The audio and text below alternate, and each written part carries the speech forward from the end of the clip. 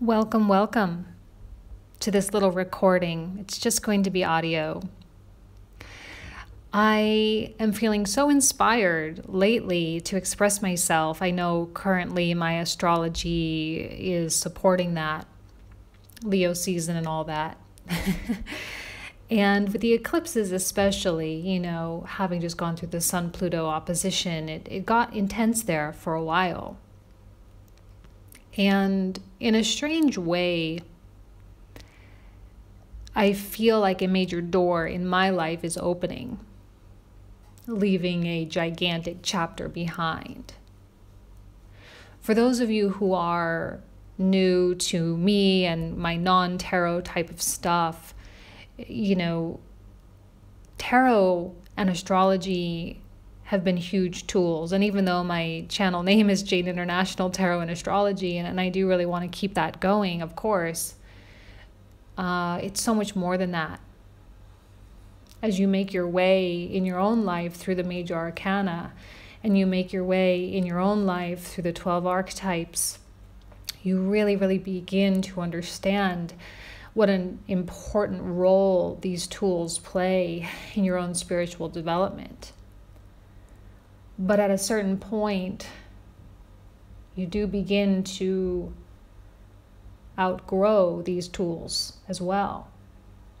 You begin to have a greater understanding that you couldn't have had if it weren't for these tools, or at least would have taken a lot longer. I speak every once in a while about my personal life. And I feel that it is important to share my story, and I don't quite know why. I don't know why I feel that it's important that people know my story, because it's not necessarily truly unique. But maybe that's why. To tell the story that everyone else is living. I'm going to speak about our initiations. Our spiritual initiations that are the defining moments in our lives that force us to grow. We all have them. Some people's are a little more dramatic. They're a little more intense. Other people sort of saunter in. They kind of wander into the realm of spiritual development and into the realm of science, and somehow they just make their way. It is different for everyone. For me, I'm using this eclipse energy to reflect. It's strange because I had to Google, I had to find, when did the North and South Node enter into this Leo Aquarius axis? And the date was May 9th, 2017. And between this time, I was like, I think that a lot of people say, okay, well, the nodes come into a new sign and now these doors are opening. But when I reflect back, I'm like, no, I think a major door was closing. And for the past year and a half since that time, I've just been staying inside. And now it's opening. By leaving Leo Aquarius, it is now reopening. For me, that's how I'm experiencing it. And the past year and a half has been extraordinarily introverted for me, and forced me to go all up in my Scorpio shit. And this is going to be a real Scorpio shit podcast or audio recording, whatever you want to call this. Getting extraordinarily real, extraordinarily authentic, and extraordinarily raw. But it's life, That's what life is. And that's what we needed to go through. That's what we're here for. So before I talk about my actual initiation, I think it's important to build up to it, to have an understanding of the context of this, so that we can understand the true impact. When I was 20, 21, I met this guy. He was still to this day, the nicest guy one of the nicest guys I've ever met.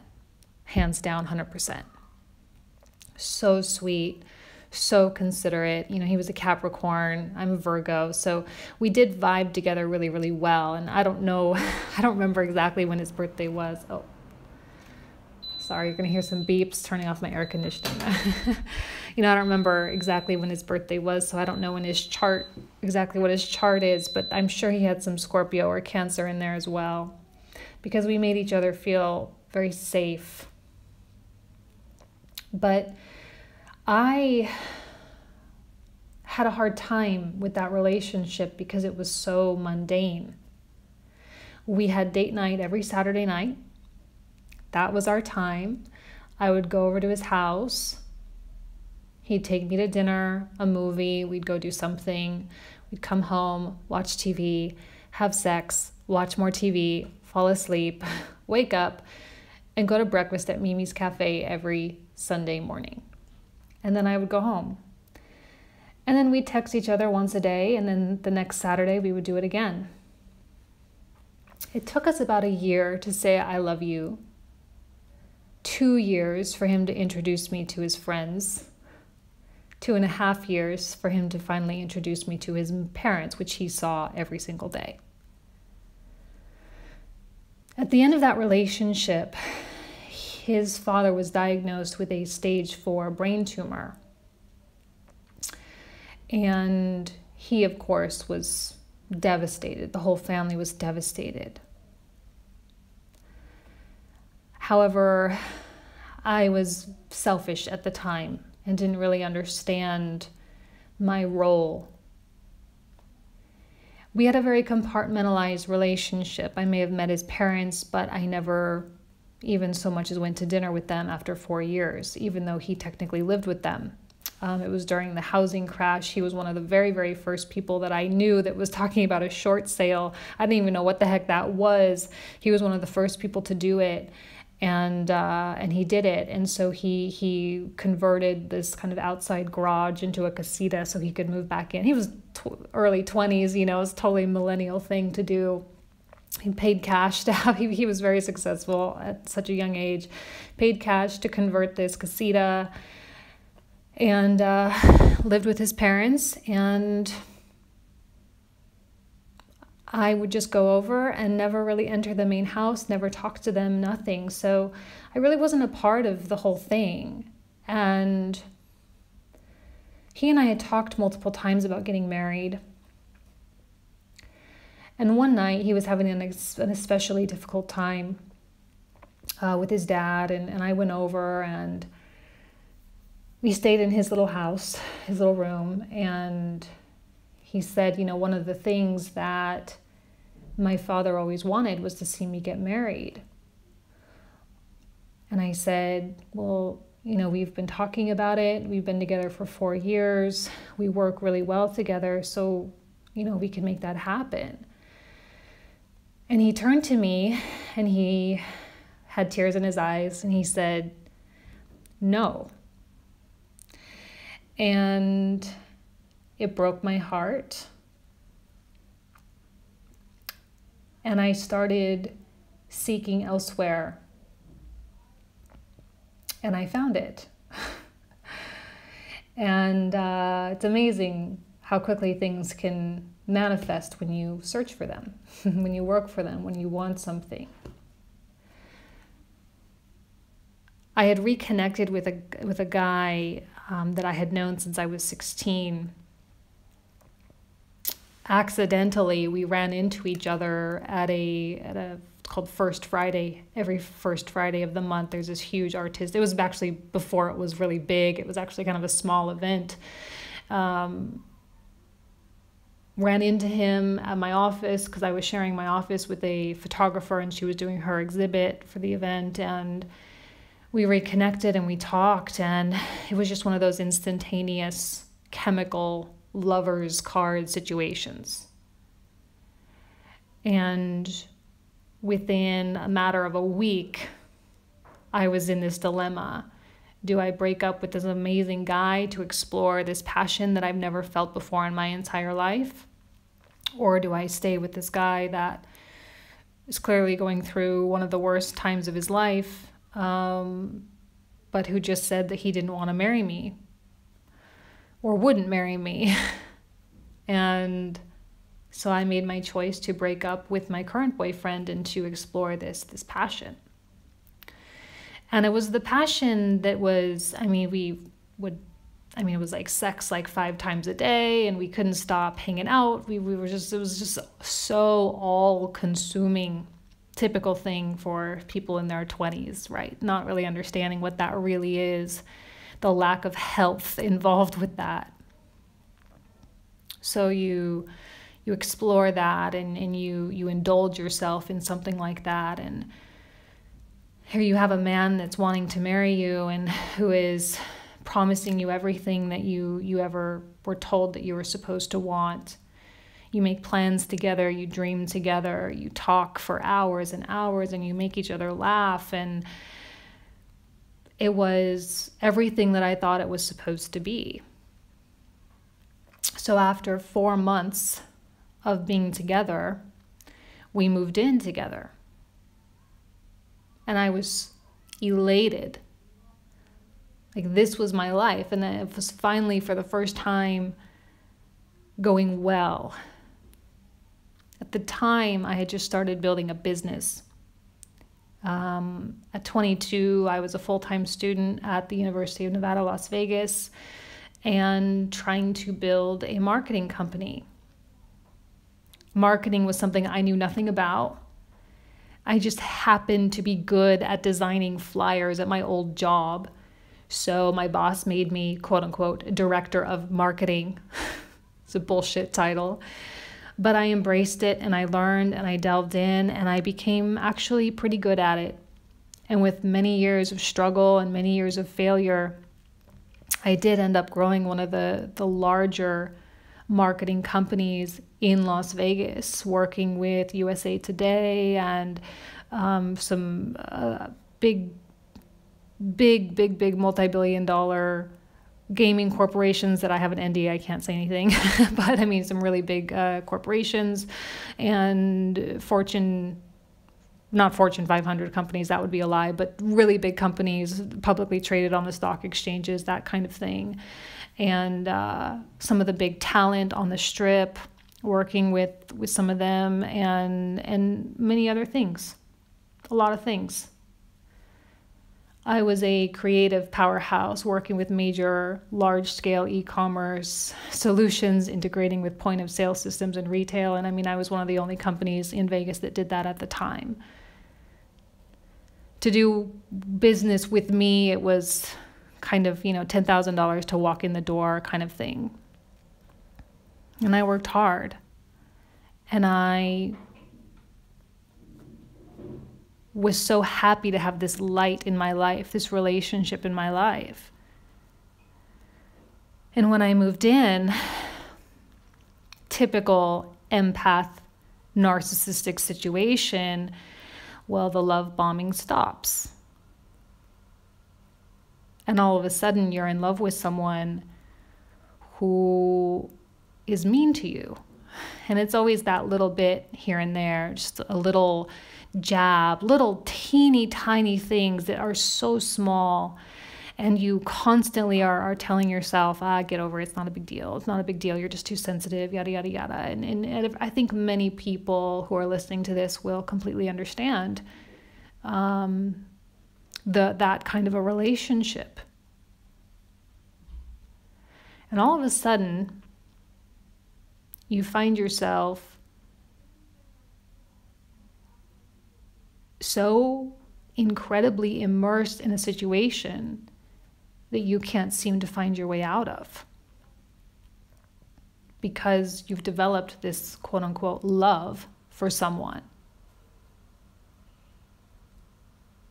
You've committed yourself to that love, to that illusion of love.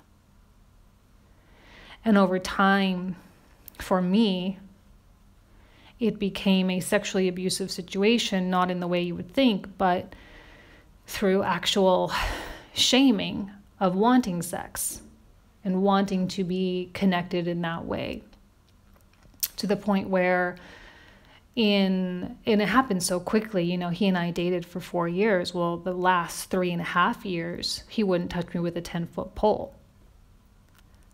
But I was committed, right? That's my Scorpio shit. You're in it.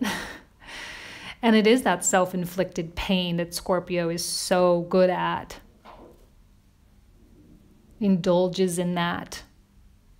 When I tell people the story, they're like, well, why don't you just leave? Like, he sounds like a loser. Why don't you just leave? And to this day, I still don't have an answer for that.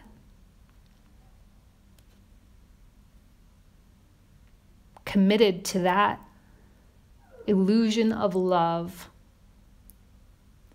was unreal. Like, when I look back, I'm like, holy cow, what was I thinking? What was I doing? And I even try to think back to my childhood and, you know, what was it that my childhood or my parents or like, what was it that made me think that that was okay? What was it that made me think that it was okay that he would yell at me so much, have me debilitated, crying in tears on the floor, and I would still stay? Why was that okay? Where did that lack of self-love come from? Where did that lack of self-respect come from? I wasn't taught to do that. I wasn't shown how to do that, was I? My parents, they did divorce. They weren't compatible.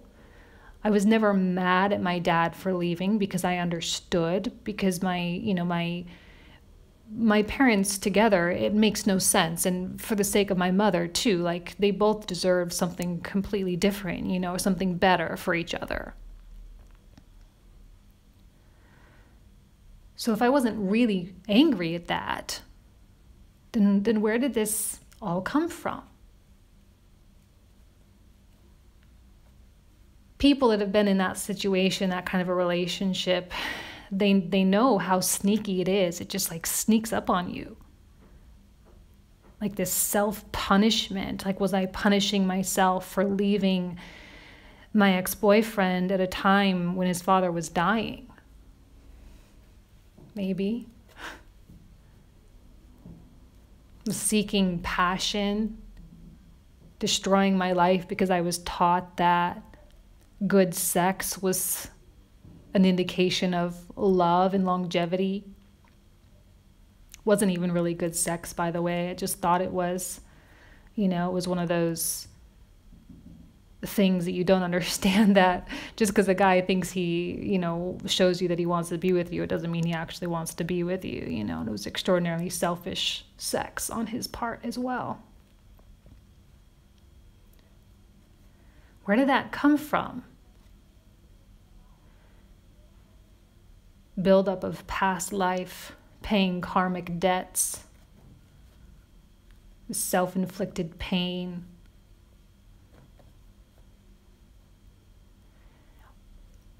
After a long time, I had invited him into my business.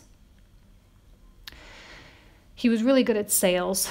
He was a good salesman for the most part when he wasn't being an ass.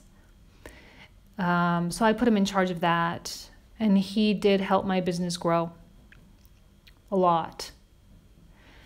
He would help it grow, and then I'd have to work all the time, and then he'd berate me for having to work all the time and not spending any quality time with him, and then he'd go and close more deals, and then he would come back and close the deal and slam the contract on my desk, like, here, can you fucking handle it? And when we would lose a deal or lose an account because our pricing wasn't competitive enough, or maybe they just didn't vibe with our style or whatever, he'd always come into my office and be like, I want to be a part of a winning team. I'm going to quit. I'm going to go work for this other company. I don't want to be on your team anymore. Constantly throwing this concept of I'm a losing team in my face over and over and over and over. You guys know that emotional abuse. You guys know the effects that that has. And then people like me, you work harder to be the winning team. I remember one day driving to work with him, and he had started a fight with me really early in the morning. So it was already a shitty day, and it was 7 a.m. And we were driving to the office, and he was just yelling and talking about, I don't even know. And I had a little Mini Cooper at the time, and it had really, really dark tinted windows because it's so hot in Vegas. You gotta do that for sure. And I remember the noise of his voice just fading completely away. And I saw my reflection in that tinted window. And I don't even remember outside. Like, it was a moment that I had with my reflection when I looked at myself and I said, that reflection has more soul than you. That reflection has more soul than you. You are dead inside. And I felt dead inside.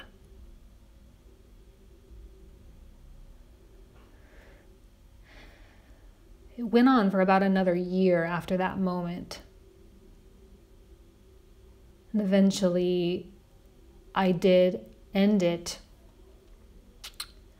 But we were legally tied together.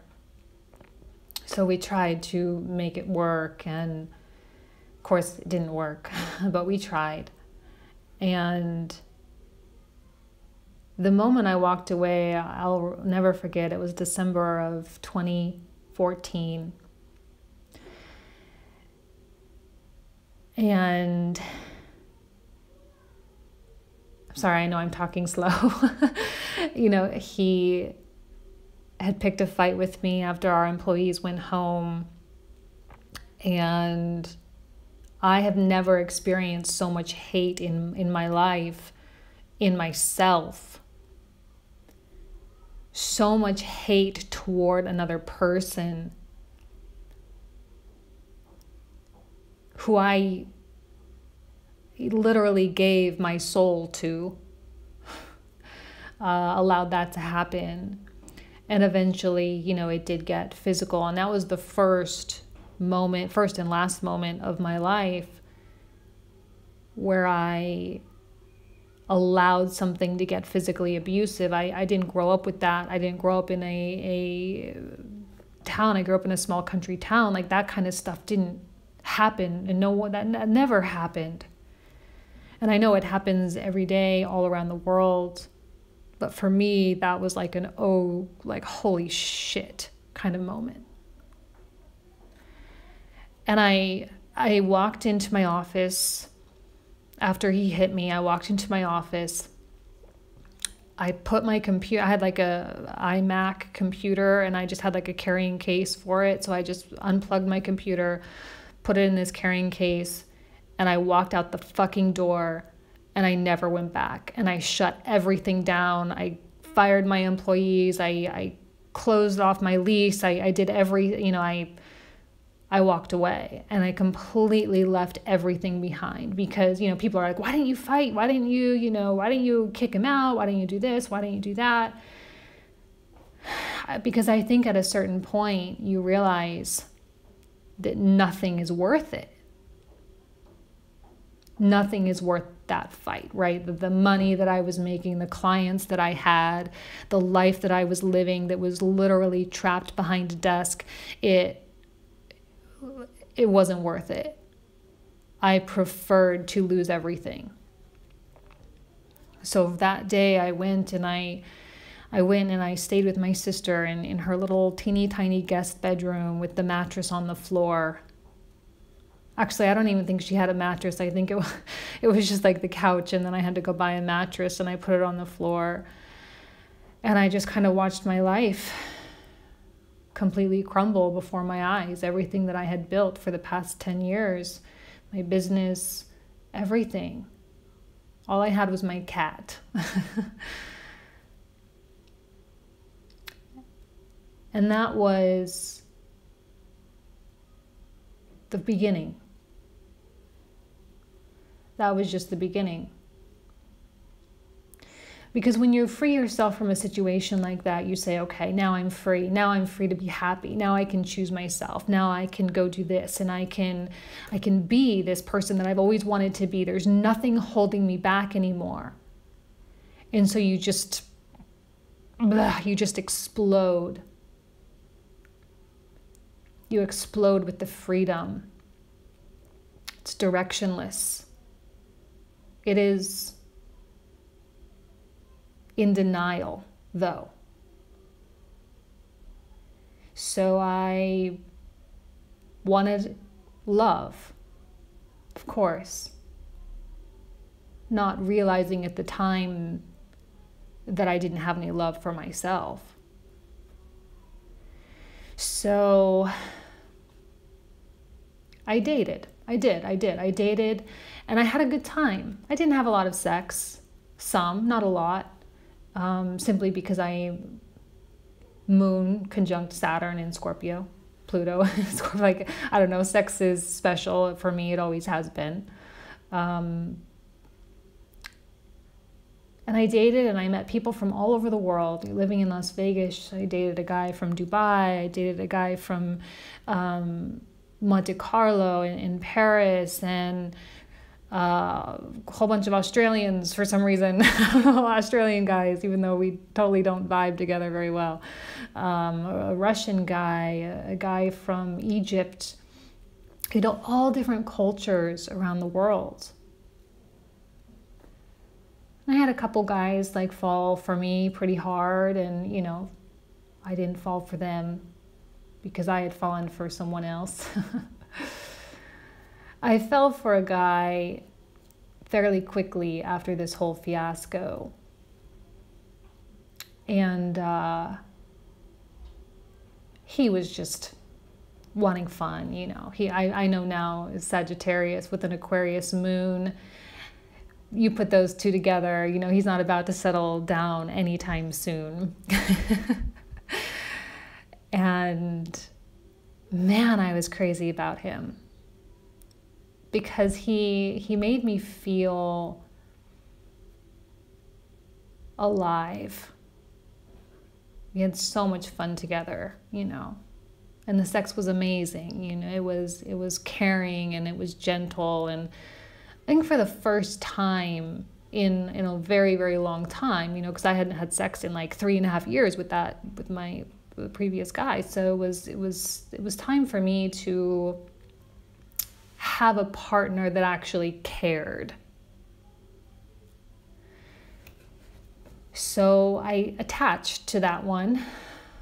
Poor guy, didn't even realize. And of course, being Scorpio, like, he never knew. Like, even still to this day, he never knows the level of the attachment that I experienced.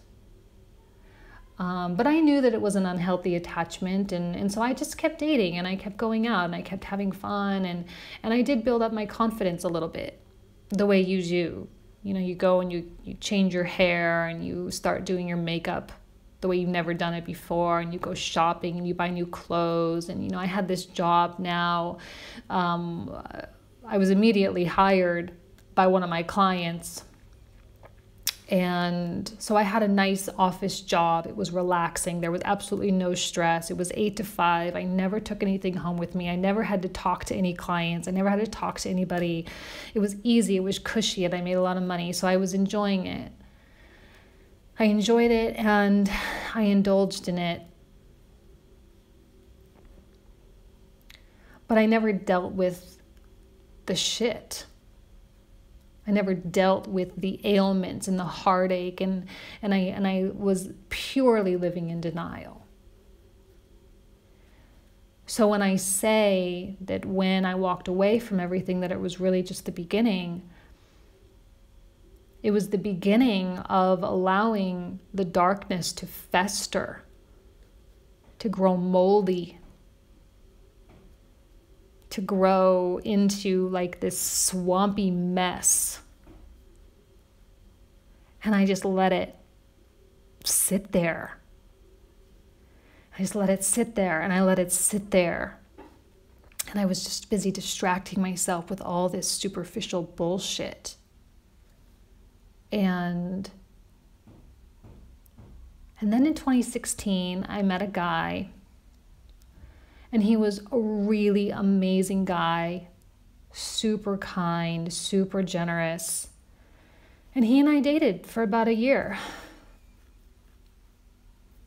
And yet I was still very attached to this other one. I'm just like this mess, right? Like this lost little girl just running around like a chicken with her head cut off, just trying to find peace, trying to find someone to love her, which is so silly because it's just all internal, which now I know, but it's a part of that third dimensional experience.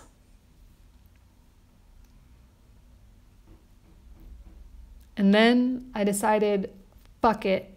I'm so tired of all of this. I'm tired of my mundane office job. I'm tired of the superficial stuff, this relationship with this nice guy, but I don't feel anything. It was just more convenient, more companionship more than anything else. I'm going to Bali. So I quit my job. Pretty much packed my bags and left. And when I got to Bali, I was crying like every single day because I knew that this attachment with this one guy was so ridiculous, and I didn't want to feel it. I didn't want to experience that. I didn't have any desire to keep that going, and yet somehow I just couldn't release it. And it really was all just me, it wasn't like he wasn't participating in this at all. I mean, through 2016, he and I spoke maybe 3 times via text, and that was it. So it's not like he knew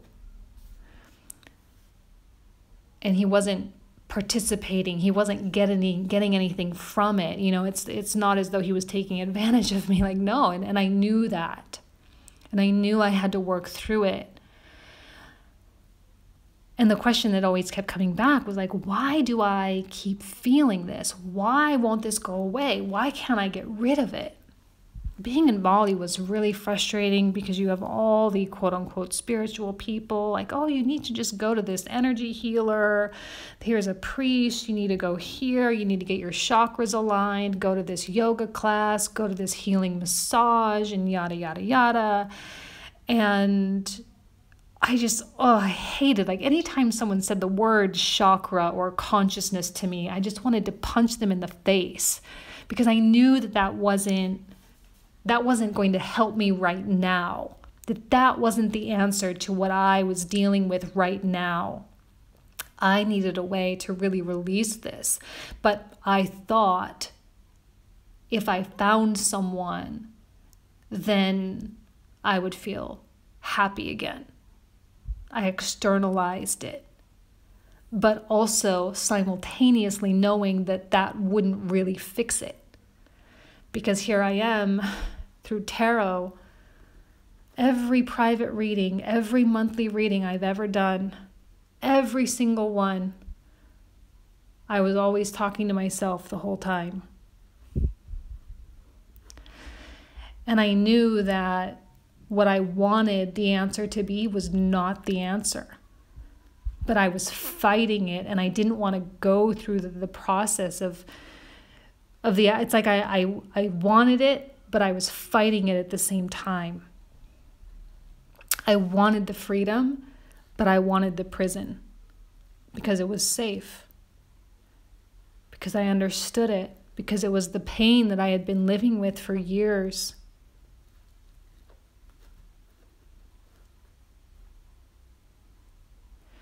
I dated a couple guys when I was there.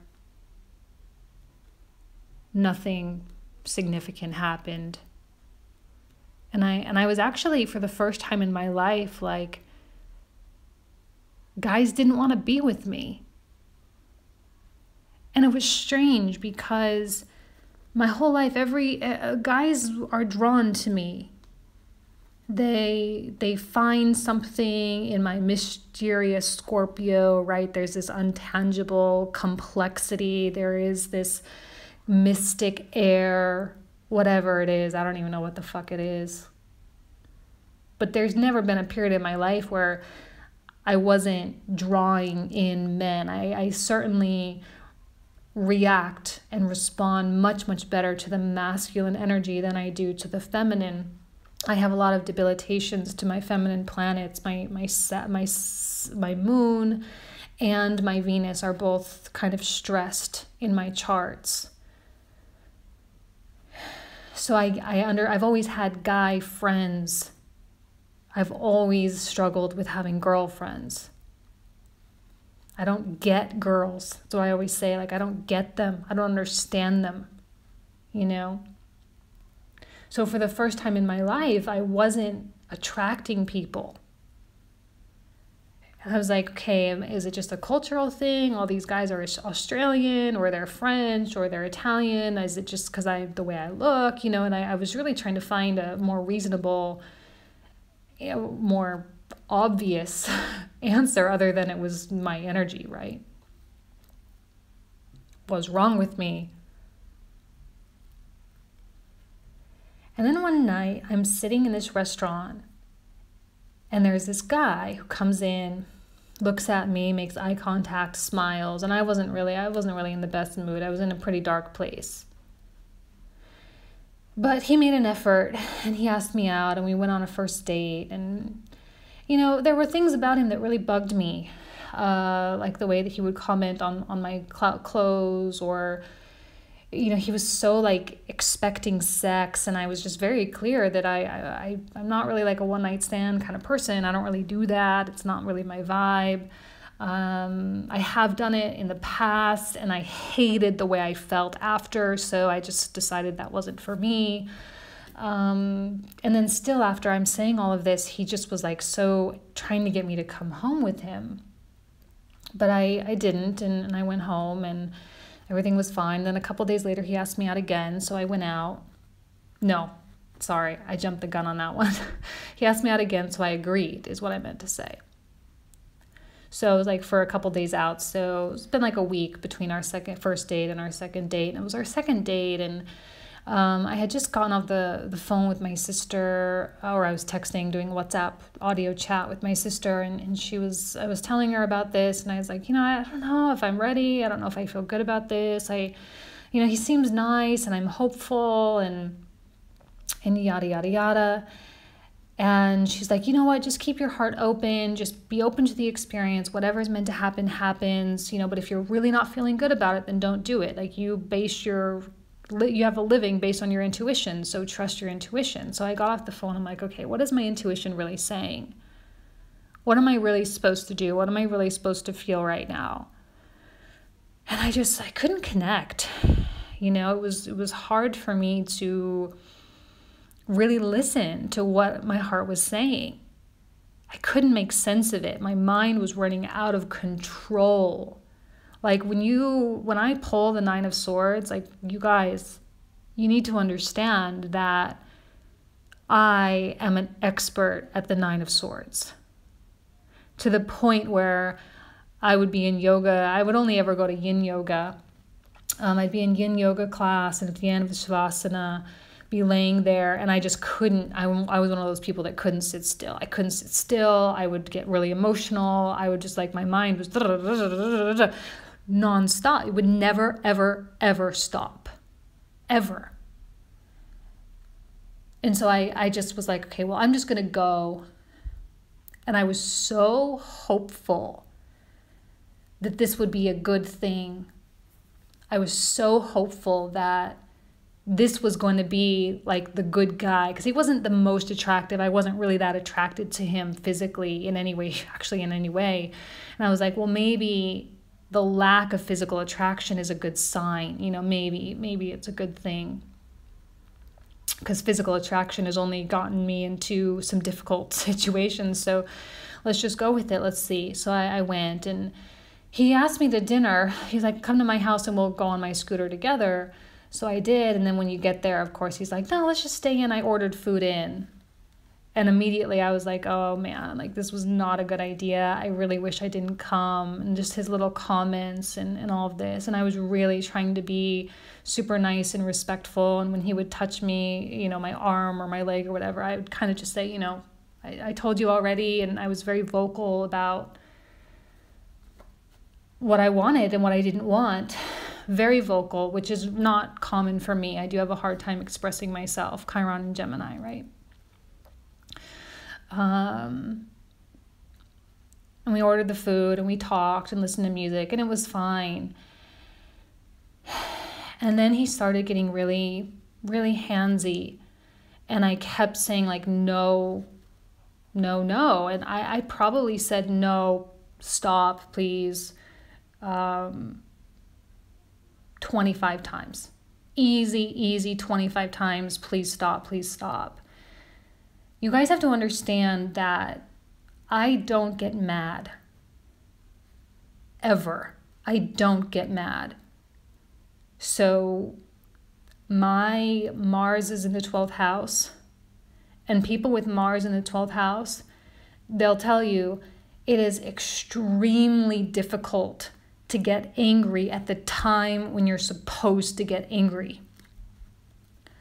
because you don't process an attack. You don't process a wrongdoing the way most people do. And I've noticed this as a theme in my life. Like, I just take it. And I used to think it was like, oh, my Libra, I'm very diplomatic. I think things through. I used to think that. No, it's my Mars. My Mars is one of the weakest planets in my chart. Not well aspected at all. So I don't have a fight or flight reflex really, which has been a thing that I've had to really work on, to be conscious of. So eventually he's on top of me, and I'm just laying there paralyzed. And I know a lot of people don't understand that. Anyone who has been raped before, I think they'll tell you, like, when it's happening, there's this thing going on in your head, like you completely disappear, and you check yourself out. Like, I wasn't in that room. I was on top, like floating on top, watching what was happening. Like, I can't believe this is happening. Like, is this real? Is this really going on? What, like, oh my God. This is really happening. Of all the Law and Order SVUs that I've watched, like, this finally is happening to me. I will tell you guys, it wasn't violent, okay? So I know I definitely could have been much, much worse. I know that the situations that people find themselves in, you know, they're lucky to be alive. For me, it wasn't like that. But it was still an extraordinary violation. And that was the lowest of the low. That was the pivot moment when all the shit finally just came pouring out. And that's what I call my initiation. When you know that incident, it could have manifested as anything. It could have been a robbery or some other kind of an assault. It could have been a car crash or a plane accident or, you know, something else. It could have been something else, but it was that. And that was when I decided that I had to change my life. Now, let me pull this up. I actually pulled out the chart for when that happened, and let me tell you what was going on in the sky at this time. The nodes were getting ready to enter into Leo and Aquarius. So the South Node was in Pisces at the time. Let me tell you what else we had in Pisces at the time. Mercury, the Sun, Neptune, Chiron, and the Moon.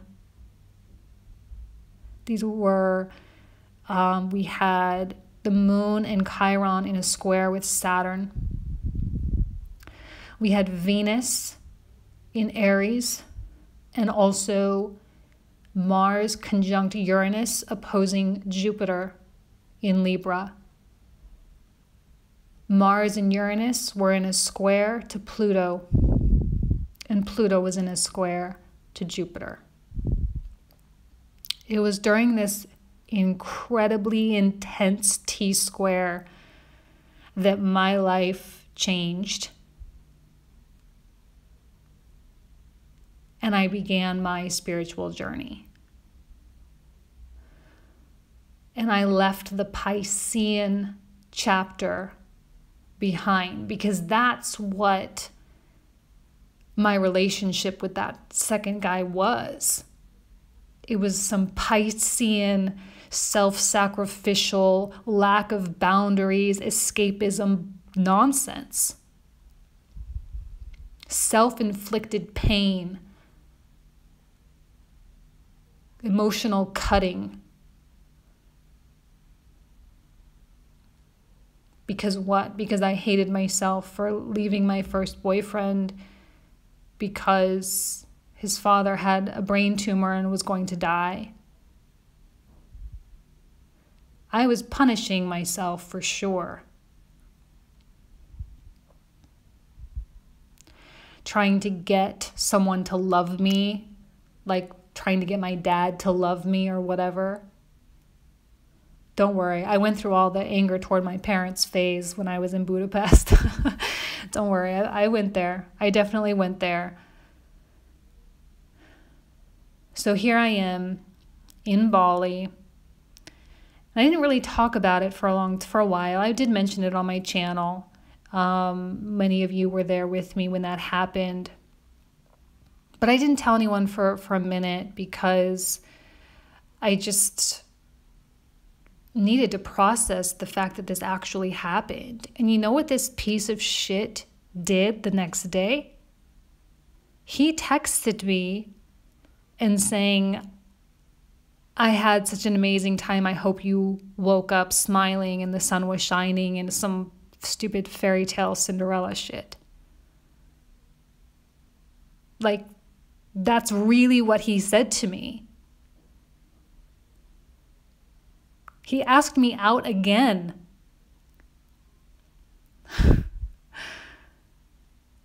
I could not believe it. I could not believe it.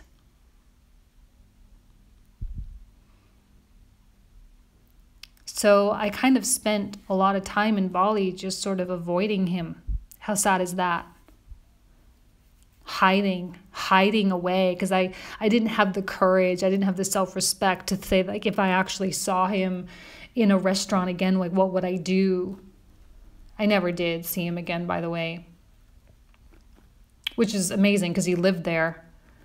But I mean, living in fear of coming in contact with my persecutor, you know, the one that was, you know, I shouldn't have had anything to be afraid of looking back now. You know, I would have, if I knew what I knew back then, you know, of course it would have been different, of course.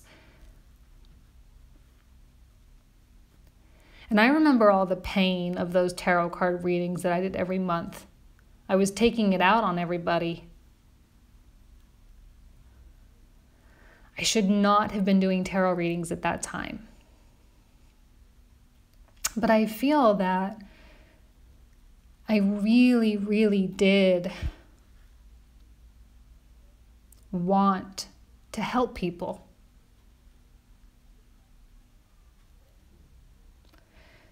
Because I couldn't really help myself, you know? And when I say that when the nodes entered into Leo and Aquarius in May of 2017, that was a closing of a door. That's what I mean. I closed the door on that chapter of my life. That needy, clingy, insecure, full of self-hatred kind of thing. I had a journey in front of me for sure, and y'all have been with me throughout all of that.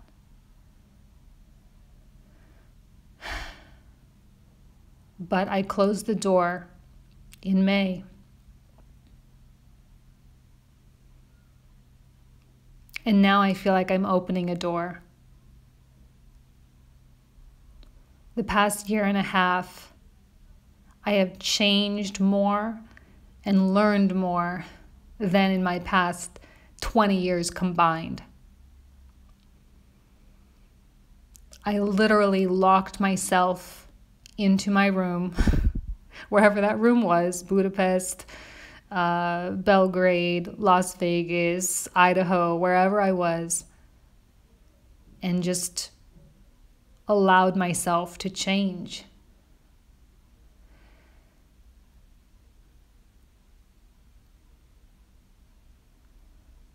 And through this process, I have come in contact with this extraordinarily genuine love of humanity. This genuine heart that I didn't even know existed.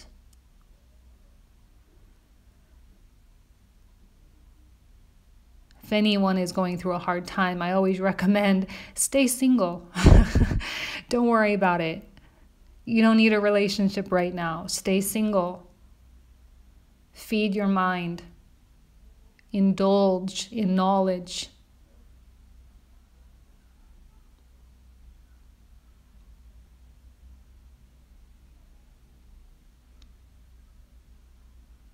And eventually, something in me just sort of clicked. Eventually, I sort of just aligned with this purpose. You know, just a few weeks ago, this guy that I had this emotional attachment with, he contacted me just to say hello. I mean, it's still nothing, but, you know, and he put me in contact with a friend of his who she's struggling with her life purpose as well. This guy has been in my life a little bit over the past couple years. I always learn from him. I do call him one of my greatest teachers. You know, on the first night that he and I met, we met at the Bellagio Hotel in Vegas, and, you know, he kissed me goodbye, and he was all running off to the airport. It was like a 1-hour date. It wasn't even like a thing. Like, he had to go to the airport. So he kissed me in the lobby, said goodbye, and then he said, "It was really nice to meet you. It felt like we were old friends." And there's this part of me now that's like, yeah, we've been friends for longer than he can even possibly begin to imagine.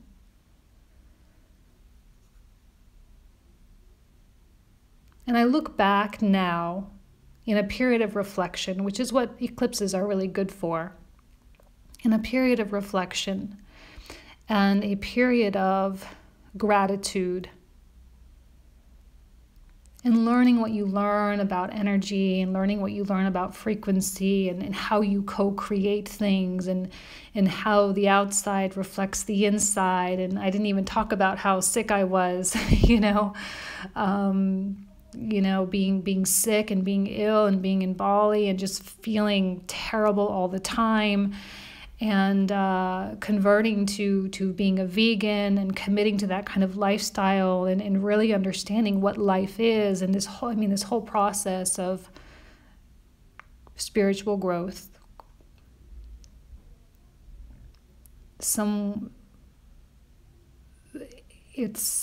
You realize how purposeful it all was. And you do look back and say, thank God. Thank God I went through that. Thank God I learned from it.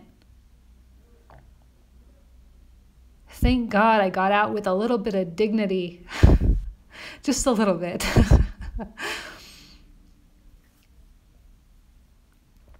But also thank God I'm out.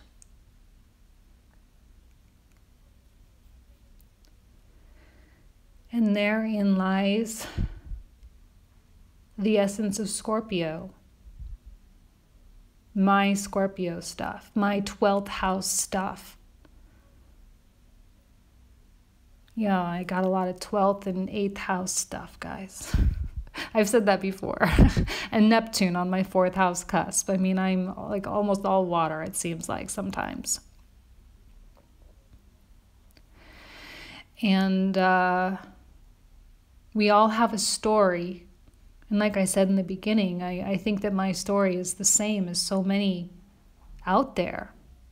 So many people have gone through exactly what I've gone through. The details may be different, but the process is the same. It is the process that unites us. It is the process that bands us together, that makes us one. And while I'm sure I have many more transformations to go through, and it's this continual process of becoming that never ends throughout time and all eternity until we are reunited.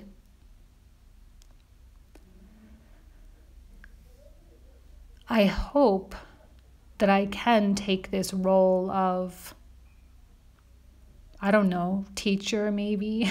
I don't know what to call it. Seriously. And actually inspire people to share their own stories as well. Because by doing so, we help to lift people up. And that is our duty, to lift people up.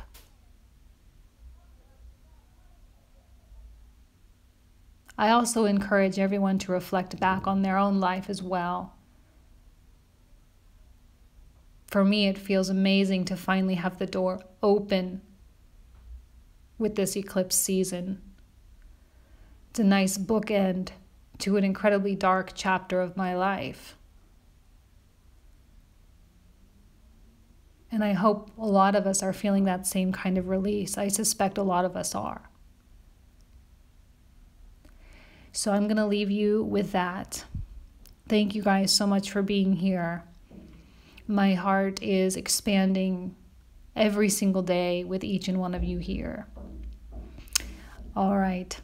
Thanks. Talk to you guys soon. Bye.